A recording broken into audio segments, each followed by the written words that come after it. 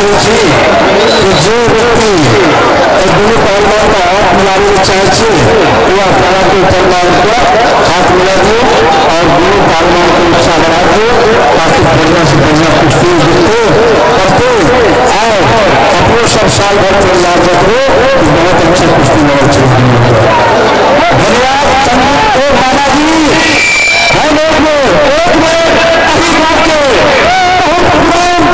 खलीफा हमारे आगे प्रेमचंद जी था वो भी हमारे आगे सुने थे अरुण झा वो तीनों को बंद कर दिया कि बीच में आगे जमा कर दो